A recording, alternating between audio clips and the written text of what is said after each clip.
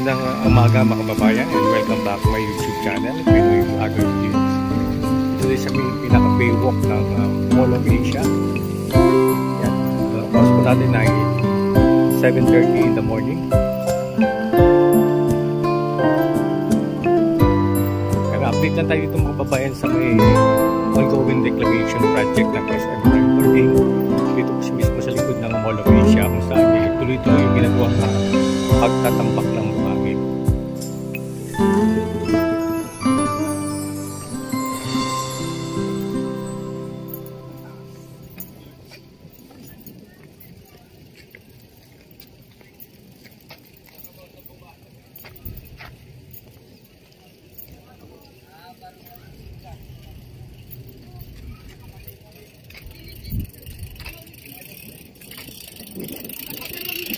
Ayan, ito na po yung mga tambak ng buhangin dito. Makikita natin.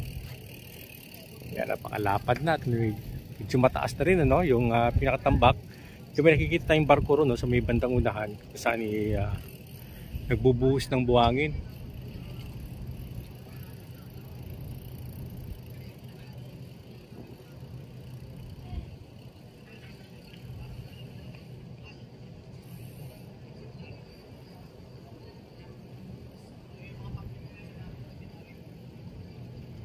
Ito po yung Island A. Yan, lapad na rin, no? Dito na yung tambak niya, oh. Ibig magdudugtong yan dito sa may bandang Island C. Pero hindi, tingin ko mga kababayan, hindi siya pwedeng magdikit eh. Hindi siya pwedeng magdikit mga kababayan. Medyo may pagitan ganito. Hindi pwedeng idikit mga kababayan itong tambak doon hanggang sa may pinaka seawall nitong Mall of Asia.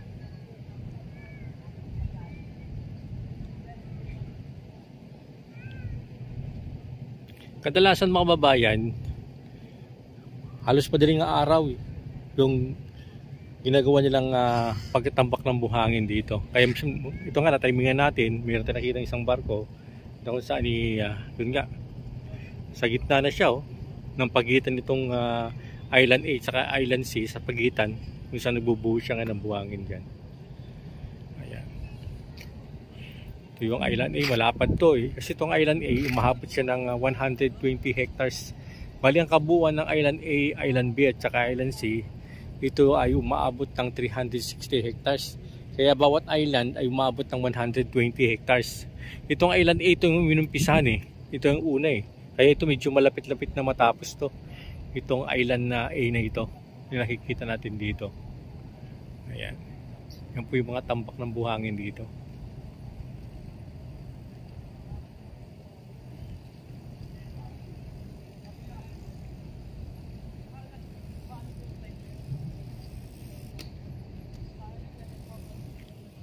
Yan, malinis yung dagat ngayon, no? Walang ganong basura. Pero may mga troso, eh, oh.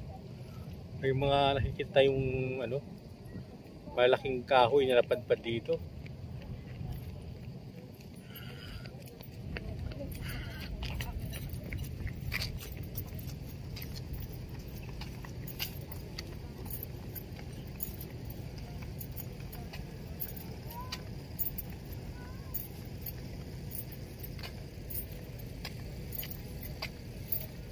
Sa may bandang unahan doon, meron na rin mga kababayan eh. May tambak na rin doon eh. Yung ginagawa nilang pagkatambak, parang ano, yung putol-putol. Yun, Island B doon sa dulo eh. Dugtong siya ng Island A, Island B, and Island C dito. Putol-putol yung ginagawa nilang pagkatambak, no? Pero balang araw makikita po natin yan. Magdudugtong-dugtong yan.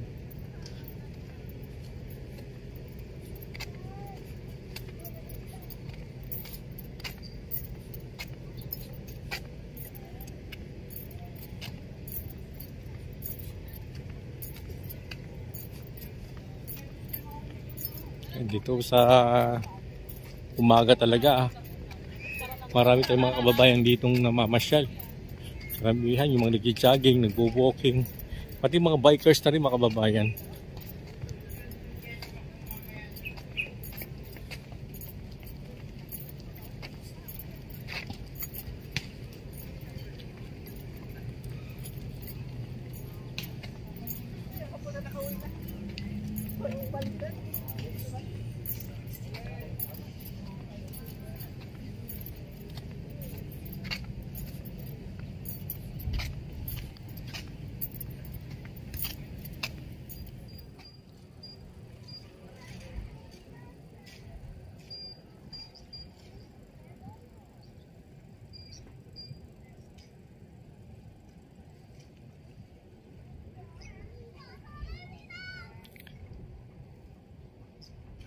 Ayan mga kababayan, ang layo na oh. May nagbubuhos doon mga kababayan ng buhangin doon sa may bandang unahan. Siguro umpisa dito sa aking kinakatayuan hanggang doon sa may barko na nagbubuhos ng buhangin. Siguro maabot siyang 2 kilometers. Layo. Yan to. Dito sa likod tayo ng Mall of Asia, yung Ferris wheel oh. Yung mga rides na dito sa may likuran yun. Yun yung pinakatapat talaga ng likod ng Mall of Asia.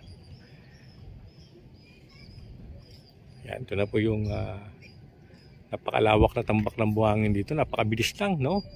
Ang bilis lang tambakan ng buhangin nila.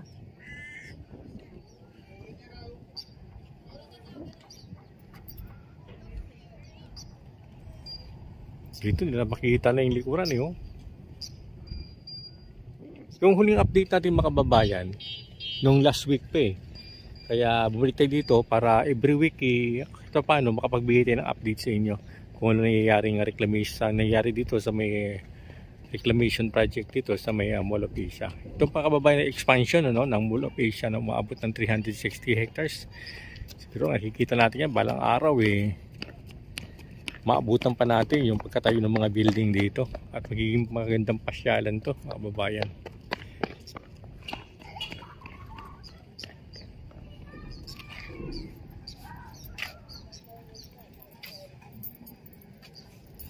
Yung nagbubuhos ng buhangin doon, hindi na makita yun. Dahil sa taas na natambak ng buhangin.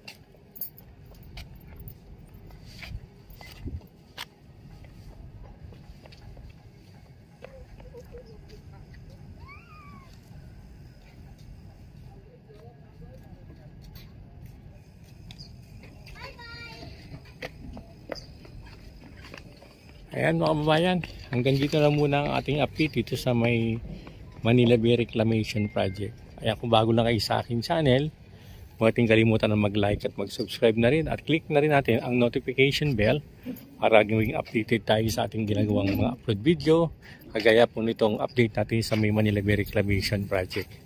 May mga update din tayo mga kababayan tungkol sa mga news na nangyayaring balita sa ating bansa. Ayan. Okay, bye-bye po and God bless.